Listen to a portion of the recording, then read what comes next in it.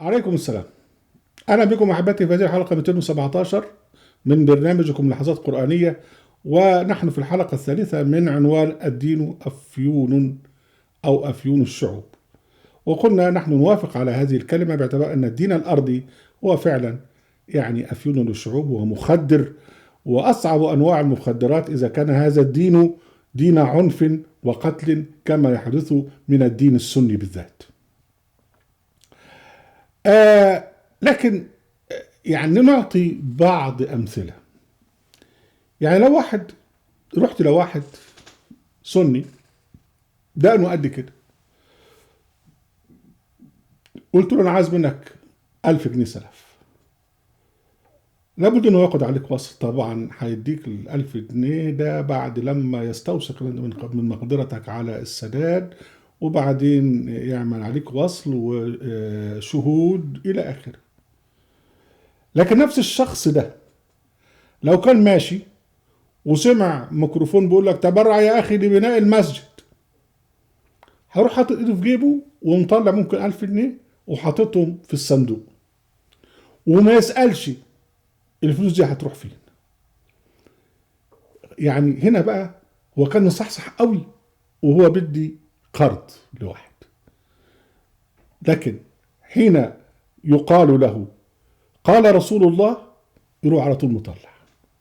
يعني حتى ما يسألش لما واحد يجي في المسجد يقول لك قال رسول الله كذا كذا كذا، الله، هو انت كنت قاعد مع رسول الله من 5 دقايق وجيت من عنده تقول له قال رسول الله؟ يعني انت ايه اللي عرفك؟ هيقول لك لا ده اسناد. يعني اسناد ايه يا عمي؟ قال لك لان رواه ابن ماجه عن ابن كذا عن ابن كذا عن ابن كذا عن ابن كذا عن ابن كذا عن الصحابي كذا عن النبي كذا. قال له وايه اللي عرفك؟ ده كله غيب. يعني هل مثلا الكلمه ديت انتقلت عبر اجيال لغايه لما راحت لابن ماجه او للبخاري ابن برزويه اللي كانوا عايشين في اسيا الوسطى؟ هو لا يسال هذا ولا يستطيع ان يسال هذا. ليه؟ لانه عنده افيون ساكن جواه بيتناوله اللي هو الدين الارضي. هذا الافيون يجعله غائبا عن الوحي. يجي واحد من اللي هم بيدعوا الى التبرع، يقول لك تبرع يا اخي لبناء المسجد، من بنى لله مسجدا ولو كمفحص قطاه بنى الله له قصرا في الجنه. يروح على طول مطلع اللي في جيبه وحاطط، في حاله عدم وعي مخدر. طب مش سأل نفسه من بنى لله مسجدا ولو كمفحص قطاه؟ القطاه اللي هي طائر صغير كده، تفحص برجلها يعني تحرك رجلها. يعني اذا مساحه المسجد قد ما تفحص القطاة برجلها، يعني 5 سنتي، 5 سنتي مربع. طب المسجد ده هيخش فيه مين؟ يعني حتى الصراصير مش هينفع. اذا ده كلام فارغ. ومن بنى لله مسجدا، حتى لو كان هتلر اللي بنى مسجد، يبقى خلاص يبقى ربنا هيديله قصر في الجنه. يعني اذا بقى لو واحد بنى مسجد بقى وعمل كل اللي ما يعمل في الدنيا، بقى هيروح يلاقي قصر في الجنه؟ طبعا ده كله كلام هجس. لكن مجرد بلام قال له قال رسول الله بيفقد عقله. ليه؟ لان هنا بقى المخدر، ده المخدر اللي هو بيقضي على كل ذرة تعقل في هذا الإنسان الذي يؤمن بهذه الخرافات. يعني طبعا برضه نفس الحكاية لما واحد يقف قدام ضريح ويتبرك بالضريح ويسجد أمام الضريح ويركع أمام الضريح ويقرأ الفاتحة أمام الضريح. الضريح ده أو القبر المقدس ده، أنت بتتكلم مع مين؟ أنت بتخاطب مين؟ بتخاطب تراب تحت. ده على فرض ان هو كان، يعني على فرض ان هو كان مدفون تحت. لو كان مدفون تحت قد تحول الى تراب. لكن في حقيقة الامر ان معظم القبور المقدسة قبور مزورة. منها مثلا قبور رأس الحسين، ليه كم رأس في كم حتة. القبر الرجس المنسوب للنبي لا علاقة له بالمكان الذي دفن فيه النبي على الإطلاق. لكن على أي حال نقول إن الإله اللي بيعبدوه ده موجود تحت الأرض. طب افرض بقى راح طالع عليكم كده وقال لك تعالى لي الليل يا حبيبي تعالى لي، مش كلكم هتطفشوا منه؟